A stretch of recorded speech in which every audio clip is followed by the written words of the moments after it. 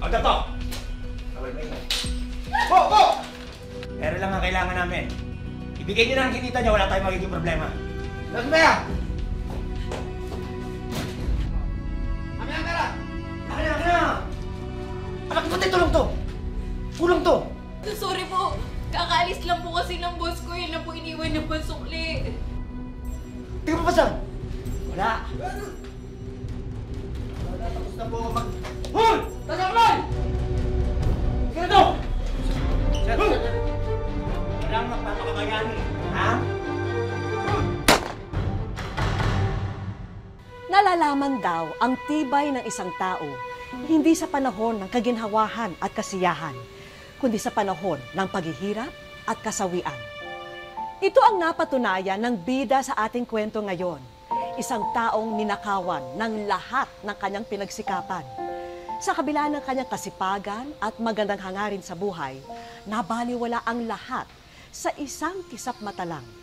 Magandang araw po mga kapuso. Ako po si Vicky Morales at ito ang Wish Ko Lang. Sa lahat ng resume na nabasa ko, etong sa'yo yung kakaiba.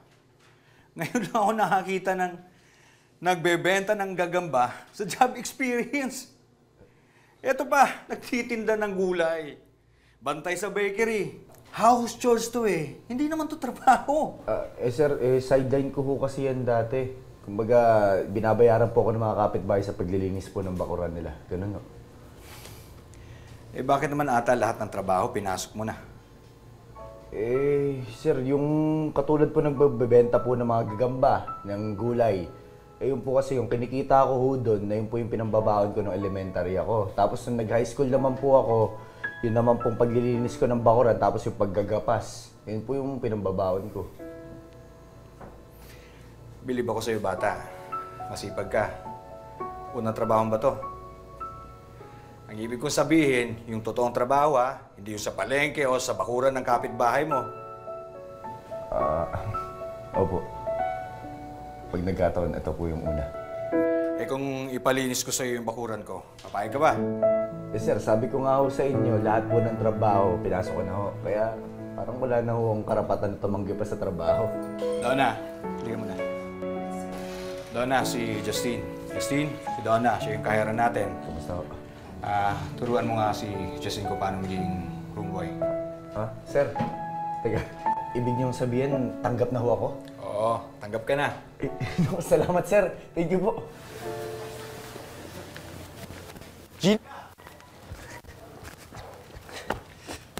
Oh, Justin, anong ginagawa mo dito? Bakit parang hindi ka naman masaya nakita mo ako? Sira, di ba sabi mo kasi sa akin may job interview ka? Eh, hindi mo ako masusundo. Yun na nga eh. Kaya nga ako nakapunta dito kasi tapos na yung job interview. At nakuha ko. Talaga? Wow, congrats! Thank you. Wait, hindi kasama sa celebration yan? Ano, kahit na isang... Di ba sabi ko sa'yo pagkatapos na ng high school ko? Tagal-tagal pa nun eh. Okay, sige. Kung hindi ka makapaghintay, break na lang tayo. Ha? Taga, nagbibiro lang ako. Joke lang yun. Pero, malapit kayong graduate, di ba? So, ibig sabihin, malapit ko na rin... Hindi, pero seryoso. Masaya ako para sa'yo. Tsaka napakaswerte nung boss mo. Kasi ikaw yung pinakamasipag na taong nakilala ko. Wow! Alam mo yun, nagusto ko sa'yo. Kahit na-girlfriend na kita, binabola mo pa rin ako. Tara na, umuwi na tayo. Tara na, uwi na tayo.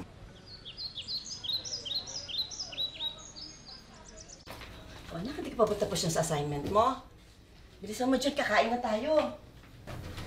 Nay! Tay! Seryoso ka bata to. Ano ba yan? Bakit ka pa sumisigaw? No, pasensya no. May goodies lang po ako. Ano yun? Nay, may trabaho na ako, Nay. May trabaho ka na, anak! Tapos na naman sa Diyos! Ay, may trabaho na, anak mo! Congrats, anak! Ito ba yung sa hotel? Opo, Tay. Ang totoo nga po niyan pareho pa po kami ni Christian nakapasok doon. Naku, mabuti naman, anak. Hindi ba siya din yung nagyaya sa'yo na mag-apply? Opo, Nay. Siya po yan. Nay, Tay. Umpisa pa lang po ito na swerte natin. Kapag nakaipon na ho ako, Eh di, magbabalik na po ako nun sa pag-aaral. Magka-college po ako at pagka nakatapos po ako, pinapangako ko sa inyo, giginhawa po ang buhay natin. Promise po yan. Sana nga, anak. Sana nga. O siya, halika na. Kumain na tayo at alam gutom ka na. Jun, Umupo ka na. nag-aaral ka ba mabuti? Opo. Ha? Tayo, halika na. Ano yung assignment?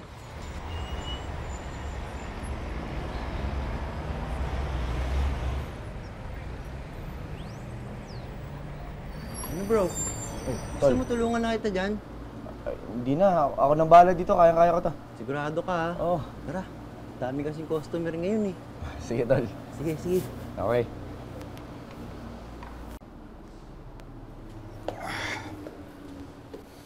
Sir, magandang gabi ho. Gandang gabi rin. Sipag mo ah. Mukhang overtime ka na naman. Nako, Parang tapos na shift mo, di ba? Opo, pero sayang po kasi yung kikitain ko pa po sana. Kaya yun, OT na naman po. Magpahinga ka naman, baka magkasakit ka niyan. Naku, sir, ako pa ba? Sanay na sanay po ako mapagod. Ako na po bahala, sir. Thank you. Sige, sige. Sige po. Siya nga pala. Po. Pwede ka bang pumunta sa bahay bukas? Sige na po. Okay, okay na po. Bibigyan kita racket. Magpapalinis ako ng bahay. May mga bisita kasi akong darating. Sige po, sir. Ako na akong bahala doon. Pilinisin ko. Sige, salamat ha. Thank you rin po, sir. Madaling nakuha ni Justin ang loob ng kanyang amo dahil sa kasipagan at pagmamahal niya sa trabaho.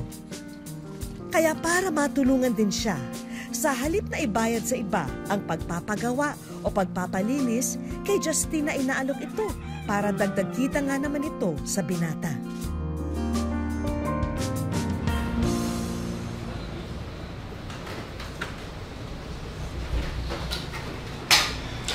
Lola, may susunduin lang ako sa pier, pero babalik ako kagad. Sige po. Ingat po.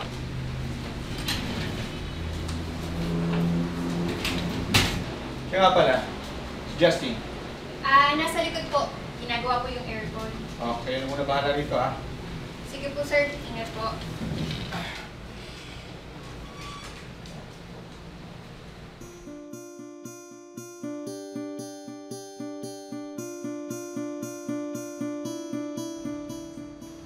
Agad to! Go! Alam ko sa akin kumainin. Pero lang ang kailangan namin. Ibigay niyo na ang kinita niya, wala tayong magiging problema. Kami ang tara! Las Mea!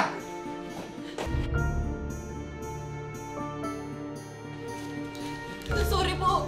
Kakaalis lang po kasi ng boss ko. Yun lang po iniwan ng pansukli. Pati ito! Akin na! Anak, pati tulong to! Kulang to! Tingnan mo pa siya! Wala! Tapos na po ako mag... Hoy! Tagalay! Ano ito? Sir, walang magpapakabayani, ha? Walang masasaktan, okay? Mag-isa na kayo. Hoy! Ano yung ginagawa mo yan? Hoy! Ano yan? Nasagutin mo? Ihingi ka na tulong? Ha? Kailangan natin dagdagan to. Paano yan? Hindi kami natin. Ano, sumibat na tayo. Anong sumibat? Akitin natin mga kwarto sa taas. Meron pa tayo makukuha ron. Dahil kwarto dito, paano natin malalaman kung may mga tao? Hoy! Luko! Hoy! Tara na! Gusto na! Tulong! Tara na! Christian! Christian! Ah!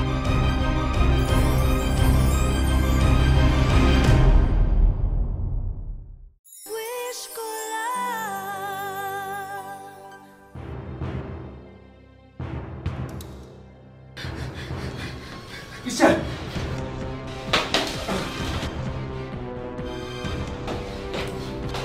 Ah!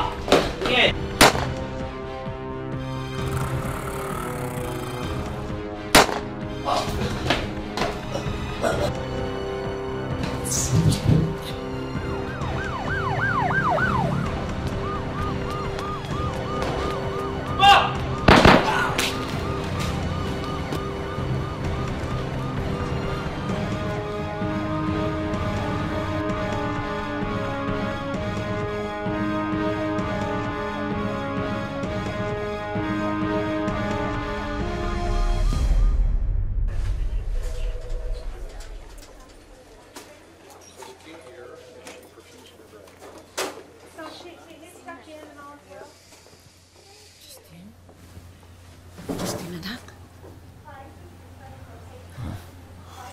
Salamat sa Diyos at nagising ka na.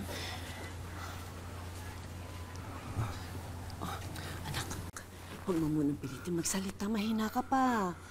Ma, kanina po sa hotel, may nang hold up po sa amin, ma. Tapos, pagkatapos po nun, bigla po nilang binaril si Miss Donna. Anak, tapos na yun. Hindi, ma, pinatay nila si Miss Donna, ma. Hindi, anak, tapos na yun. Wala na sila. Ma, hindi lang po yung pagkatapos po na si Christian naman po yung binaril nila. Justin. Ma. Anak. Ma, pati ako binaril nila, ma. Ma. Tapos na yun. Tapos na. Ma, hindi. Ma. Anak, Diyos ko, ano nangyayari sa'yo? Ma, bakit hindi ko magalaw yung paa ko? Bakit hindi ako magalaw, ma? Ano nangyayari, ma? Ma, ano nangyayari sa akin? Ma, tulungan mo. Ma, hindi ko magalaw yung ngiti ko. Ma! Nurse, tulungan niyo kami, nurse! Tumama sa spinal cord mo ang bala, Mr. Makalintal, which affected your motor function. I'm sorry, hindi ka na makakalakad.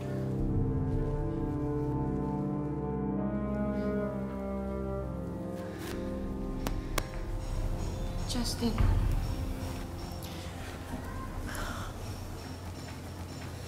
Gina. Naiwan ko muna kayong dalawa. Patuloy ko naman siguro yung sinabi ng doktor, diba? Baldado na ako. Justin, huwag mong sabihin yan. Hindi na tayo bagay, Gina. Huwag mong isipin yan, okay? Para sa akin, ikaw pa rin yung pinakamasipag kong boyfriend. Yung kaya lahat ng trabaho. Paano ko na magagawa yun ngayon? Hindi kalahati nga ng katawan ko, di ko na maikot. Okay, hindi kita pababayaan, naalagaan kita.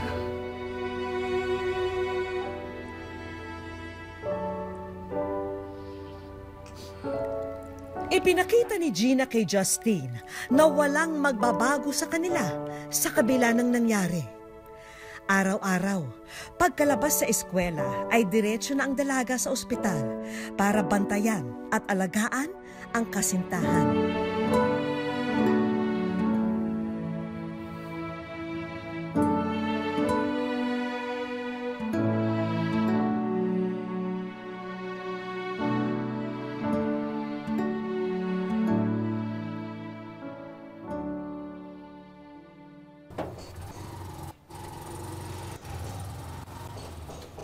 Ay, sa bayad daw.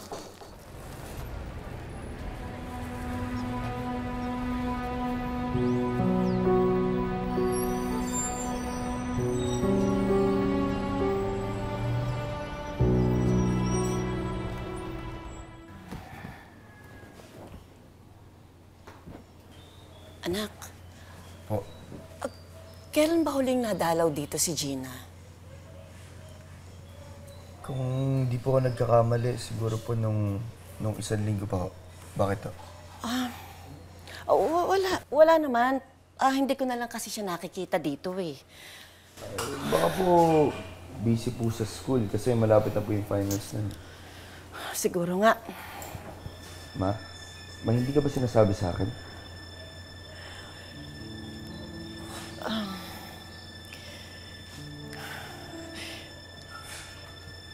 Anak, pasensya ka na ha. Hindi na talaga ako makatiis na hindi sabihin sa'yo eh. Si Gina, nakita ko siya may kayakap na ibang lalaki.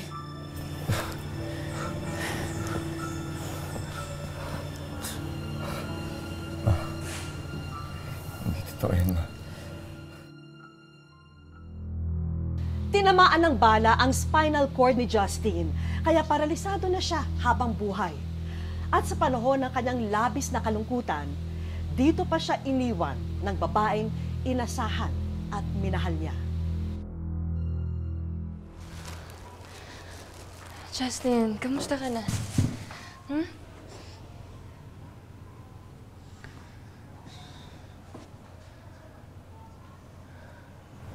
Gina, totoo ba? Ang alin? Na may iba ka na.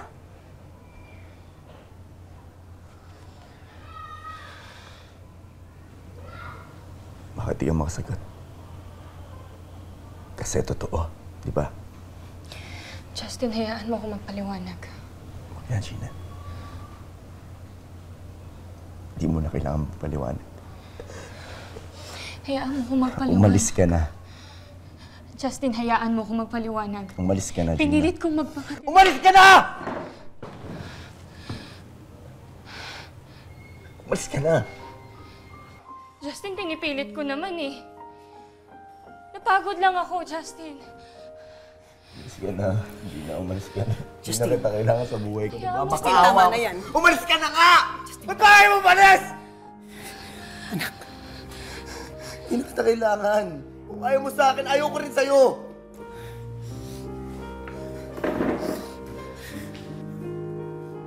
Justin, anak, tama na. Bakit ka na nang mahalaga sa akin, Manes? Nawawala sa akin. Ano bang mali sa akin? Ano bang mali sa akin?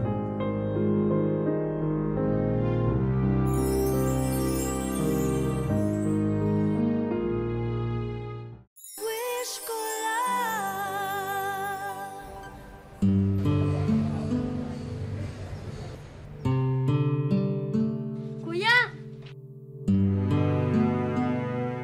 Masaya nga, nakabalik ka na, kuya. Kuya, tignan mo, ginawa ko para sa'yo. Naku anak, lahat naman tayo masaya kasi nakauwi na ang kuya mo. Kaya dapat, alika, magpasalamat tayo sa Diyos. Alika. Justin. Justin, anak, alika.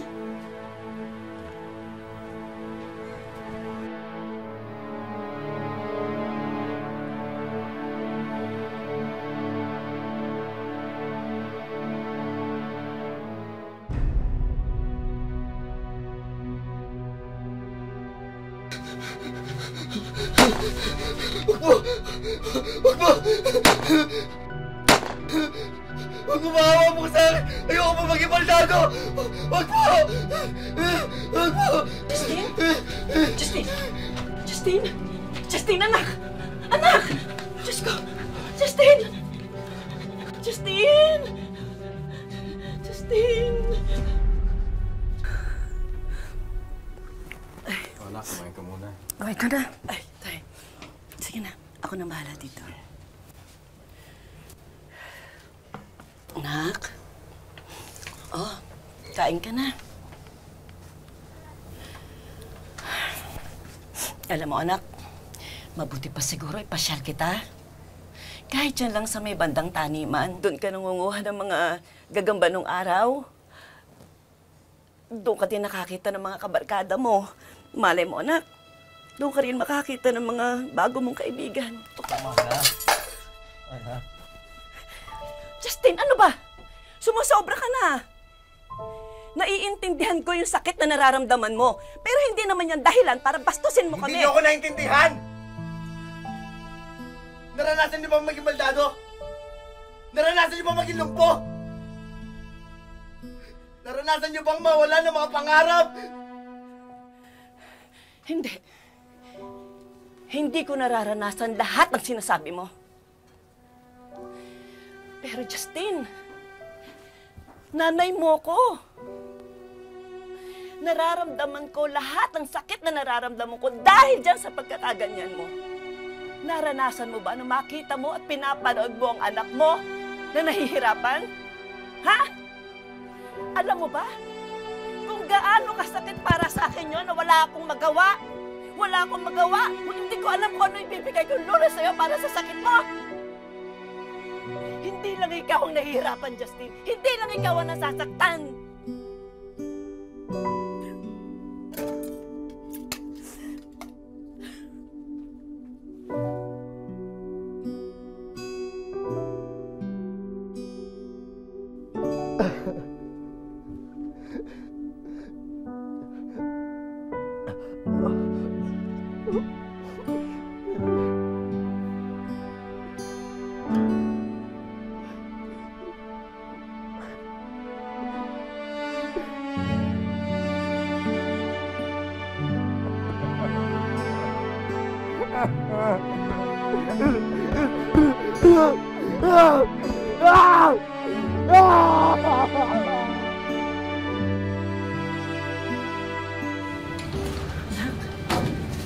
tumawag yung mga pulis.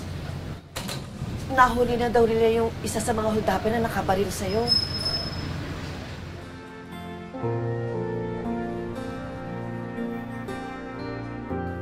Anak, sigurado ka ba sa gusto mo? Opo.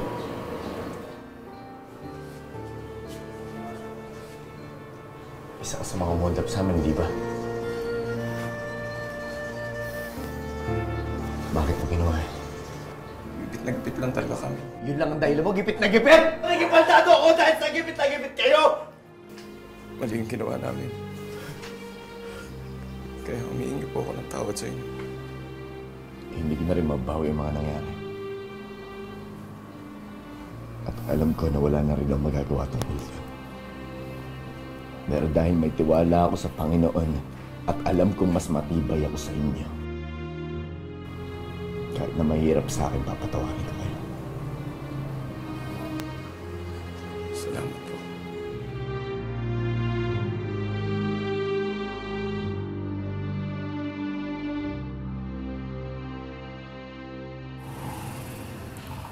Ma?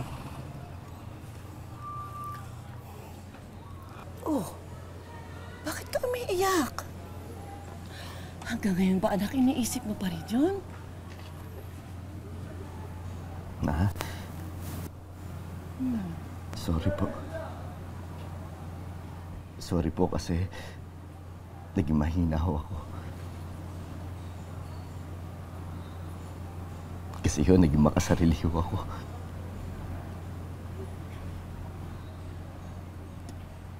Hindi ko naisip na ako lang po yung nahihirapan. Na hindi lang po ako yung nasasaktan. Alam ko po, Ma, sa tuwing pinapahirapan ko mo yung sarili ko, para ko na rin po pinahirapan kayo, yung mga nagmamahal sa akin.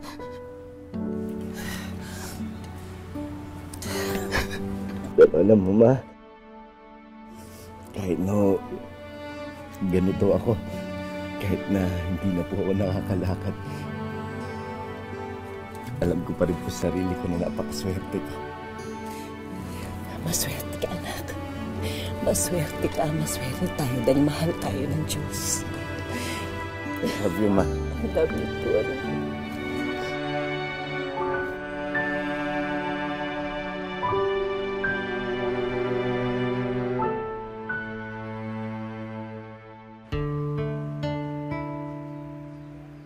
Eto na ngayon si Justin.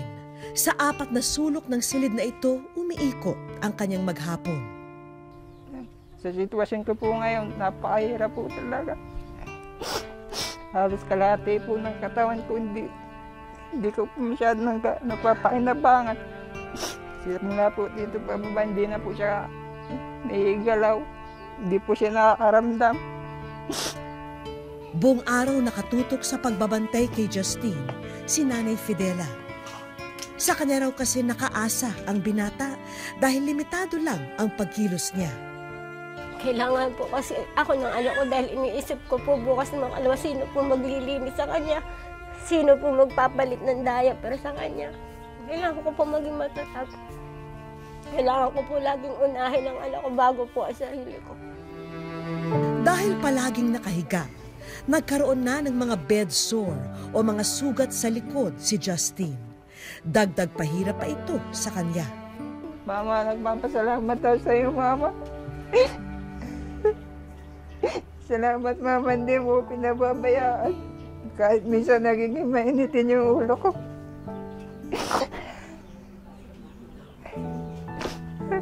Mama, mahal na mahal ko kayo. Si Tatay Wilfredo ang naghahanap buhay para sa pamilya. Pinagkakasya ng pamilya ang kinikita niya sa construction. Lahat ng paraan ginagawa ko na para sa pamilya ko. Malaking bagay sa akin kung hindi siya nagkaganda. Nakakatulong na namin siya. Well, sobrang panghihinayang, lalo na sa kanya. Napakabait na bata. Sa kabila ng kanyang sitwasyon, nagagawa pa rin ni Justine na kumilos sa bahay. Nagkukumpuni siya ng mga sirang appliance at naglilinis ng mga tanim sa kanilang bakuran. Sa mga ganitong pagkakataon lamang siya nakakalabas ng bahay nila.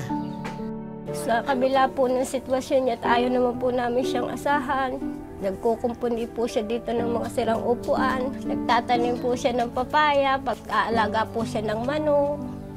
Mahilig po siya sa mga kambing, kaso po, binenta na po namin. Gawa nga po na may mga pangangailangan pong mga pambiling gamot. Lagi ko pong dinadasal na sana hindi po ako pabayaan ng Diyos. Sa kabila ng kalagayan ko, lalo na po yung pamilya ko. Kasi hindi ko po lalo makayanan kung pati pamilya ko magkaroon ng problema. Gusto ko pa po silang matulungan.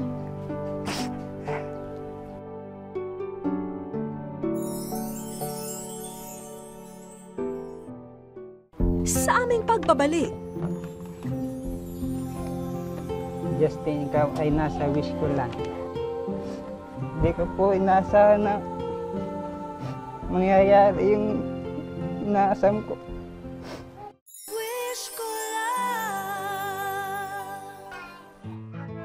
inabutan naming nagpapahinga si Justine sa kanilang bakuran kasama ang kanyang ina.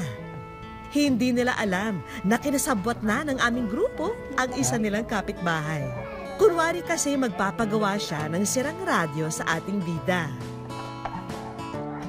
Hindi naman tatanggihan niya ni Justine, kaya agad na binuksan ito para alamin ang problema.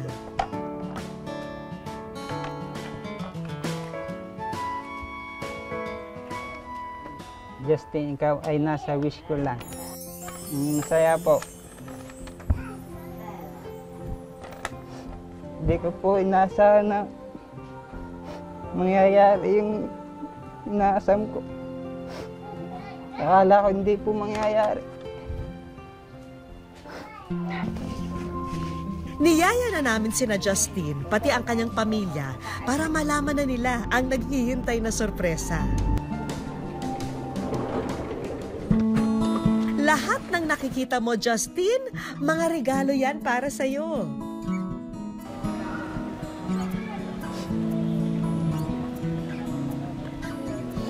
Nabanggit ni Nanay Fidela na nahihirapan ka na raw sa higaan mo.